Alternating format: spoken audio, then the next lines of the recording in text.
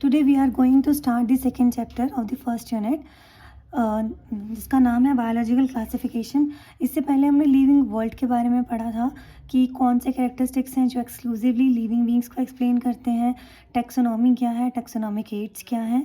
Next chapter है कि biological classification. वहाँ हमने पढ़ा था कि लिविंग बींग्स की आइडेंटिफिकेशन कैसे करनी है, नॉमेनक्लेचर कैसे करनी है और उनका क्लासिफिकेशन कैसे करना है। अभी इस क्लासिफिकेशन को हम डिटेल में डिस्कस करेंगे।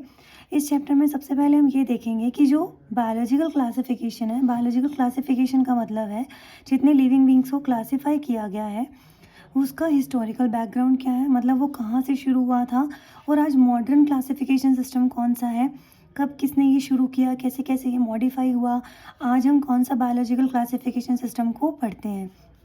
जो सबसे अर्लीस्ट क्लासिफिकेशन सिस्टम था that was put fourth by the Aristotle ने सबसे पहले क्लासिफाई किया था। उन्होंने क्या किया था, अर्थ पे जितने भी ऑर्गेनिजम्स मिलते हैं उनको होलसोल दो किंगडम्स के अंदर क्लासिफाई कर दिया था। एक थे प्लांट्स, दूसरे थे एनिमल्स। अब जितने भी अर्थ पे यूनिसेलुलर या मल्टी सेलुलर प्लांट्स मिलते हैं उनको इस कैटेगरी में डाल दिया। दूसरा, जितने भी एनिमल्स थे उनको इस किंगडम में डाल दिया। फर्दर प्लांट्स को डिवाइड किया गया उनकी हाइट पे, जैसे ट्रीज़, श्रब्स और हर्ब्स। जो सबसे लंबे होंगे वो ट्रीज़, उनसे छोटे साइज़ की जो होंगी वो श्रब्स और सबसे छोटे साइज़ की होंगी जो हर्ब्स होंगी। मतलब सिर्फ मॉर्फोलॉजिकल कैरेक्टर को यूज़ किया था क्लासीफाई करने के लिए। एनिमल्स को क्लासीफाई किया गया कि एनिमल्स दो टाइप्स के होते हैं, एक जिनमें रेड ब्लड होता है और एक ऐसे जिनमें रेड ब्लड नहीं होता। एरिस्टोटल के बाद लीनियस ने टू किंगडम क्लासिफिकेशन को ही दिया। ये भी टू किंगडम थी, एरिस्टोटल वाली भी टू किंगडम थी।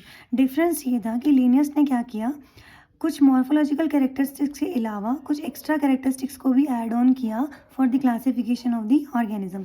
लेकिन ये क्लासिफिकेशन सिस्टम भी बहुत इंपॉर्टेंट चीज़ों को एक्सप्लेन नहीं कर पाया, जिसमें से एक था कि जैसे यूग्लिना है, यूग्लिना एक तरह का ऑर्गेनिज्म है, इसको क्लासिफिकेशन में कहाँ रखा जाए, क्योंकि इसमें कुछ प्लांट्स के जैसे कैरेक्टरिस्टिक्स होते हैं, कुछ एनिमल्स के जैसे, like they do not have the cell wall, ये एनिमल्स का कैरेक्टर है, but they do perform the photosynthesis, ये प्लांट्स का कैरेक्टरिस्टिक्स है, तो इनके लिए कोई जगह नहीं थी वहाँ पर। नेक्स्ट फंगस है, फंजाई जिसको हम बोलते हैं, ये सेप्रोफाइट्स होते हैं, ये अपना जो न्यूट्रिशन है वो डेड और डिके मैटर से लेते हैं, तो इसको कहाँ रखा जाए। इस तरीके से बहुत सारी चीज़ें थी जो इनिशियल क्लासिफिकेशन सिस्टम में मिसिंग थी, लेकिन ये सबसे पहले दिए गए थे एरिस्टोटल और लीनियस के थ्रू, इसीलिए इसको बहुत लंबे समय तक यूज़ किया गया जब तक कोई नया क्लासिफिकेशन सिस्टम नहीं आया था। Then came three kingdom classification. Ernest Haeckel ने एक क्लासिफिकेशन सिस्टम दिया जिसमें उन्होंने तीन किंगडम्स को बनाया, ऑटोट्रॉफ्स, एनिमल्स, ऑटोट्रॉफ्स या आप प्लांट्स कह सकते हो, ये तो दो पुराने वाले ही हो गए। इन्होंने नया ऐड किया था प्रोटिस्टा। प्रोटिस्टा के अंदर इन्होंने यूनिसेलुलर ऑर्गेनिजम्स को रखा था, बट यहाँ पर भी फंजाई के लिए कोई भी स्पेसिफिक प्लेस नहीं था। उसके बाद कोपलैंड ने फोर किंगडम क्लासिफिकेशन दिया। तीन तो पुराने ही थे, प्रोटिस्टा, प्लांटे और एनिमेलिया। नया ऐड हुआ था मोनेरा। मोनेरा में प्रोकैरियोट्स को डाल दिया गया और प्रोटिस्टा में यूनिसेलुलर यूकैरियोट्स को। इससे पहले हमने देखा था कि सारे यूनिसेलुलर ऑर्गेनिजम्स को प्रोटिस्टा में रखा गया।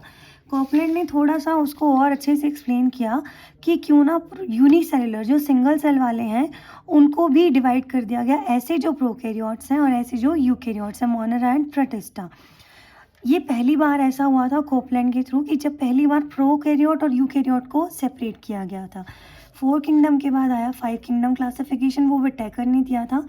आज भी हम इसी क्लासिफिकेशन सिस्टम को यूज़ करते हैं। 5 के बाद 6 किंगडम क्लासिफिकेशन भी आया था, but still we are using the 5 kingdom classification. इन्होंने कैसे डिवाइड किया था, Monera, Protista, fungi, Plantae and Animalia. अब ये इतना पॉपुलर हो गया था क्योंकि फंजाई को यहाँ एक स्पेसिफिक प्लेस दिया गया था। मोनेरा में क्या लिए गए, यूनिसेलुलर प्रोकैरियोट्स और you can say only prokaryotes. Protista में लिए गए ऐसे यूकैरियोट्स जो सिंगल सेल्ड हैं, यूनिसेलुलर हैं। फिर फंगस आई, सेप्रोफाइट्स, जो डेड डिके मैटर से अपना न्यूट्रिशन लेते हैं। फिर आए Plantae, autotrophs which can synthesize their own food. Animalia आया, हेटरोट्रॉफ्स, जो अपना फूड खुद सिंथेसाइज नहीं कर सकते, जो दूसरों में डिपेंडेंट है अपने फूड के लिए। तो अब हम क्राइटेरिया को डिस्कस करेंगे कि जब विटेकर ने इतना पॉपुलर 5 किंगडम क्लासिफिकेशन दिया था तो क्या क्राइटेरिया को यूज़ किया था ऑर्गेनिजम्स को इस 5 किंगडम के अंदर क्लासीफाई करने के लिए। वैसे 5 किंगडम के बाद एक 6 किंगडम क्लासिफिकेशन भी आया था जिसे वूज ने दिया था। इन्होंने क्या किया था, मोनेरा को डिवाइड किया था आर्कीबैक्टीरिया और यू बैक्टीरिया में। इसे हम इसलिए यूज़ नहीं करते कि सिंपली आप कह सकते हो Archie, you bacteria, protista, fungi, Plantae और एनिमेलिया, या फिर इन दोनों को सीधा मोनेरा का नाम दे दिया गया, तो बात एक ही है। इसीलिए अभी जो सबसे पॉपुलर है वो क्या है, विटेकर किंगडम ऑफ क्लासिफिकेशन, जिसमें 5 किंगडम थे। मोनेरा, जिसमें आर्की और यू दोनों को इंक्लूड किया गया, protista, fungi, Plantae and animalia. इस तरीके से आप देख सकते हो कि कैसे 2 किंगडम से हम 6 किंगडम क्लासिफिकेशन पे आए। धीरे धीरे क्लासिफिकेशन में एडवांसमेंट हुई। पुरानी क्लासिफिकेशन सिस्टम में कुछ कमियां थी जो नए क्लासिफिकेशन सिस्टम में पूरी हो गई थी। तो मोस्ट पॉपुलर पहला अटेम्प्ट दिया था एरिस्टोटल ने, लिनियस ने। जो मोस्टली यूज़ किया जाता है विटेकर 5 किंगडम क्लासिफिकेशन है। अब हम इन 5 किंगडम्स को डिटेल में डिस्कस करेंगे। उससे पहले मैं आपको बता दूं कि जो पहली 3 क्लासिफिकेशन सिस्टम थी, एरिस्टोटल, लीनियस और अर्नेस्ट हैक्कल, इन दोनों ने 2 किंगडम दिया था और इन्होंने 3 किंगडम क्लासिफिकेशन दिया था।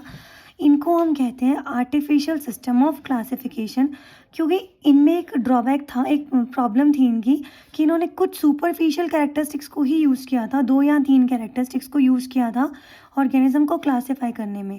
तो ऐसा सिस्टम जो सिर्फ कुछ कैरेक्टरिस्टिक्स को यूज़ करता है for the process of classification, उसको कहते हैं आर्टिफिशियल।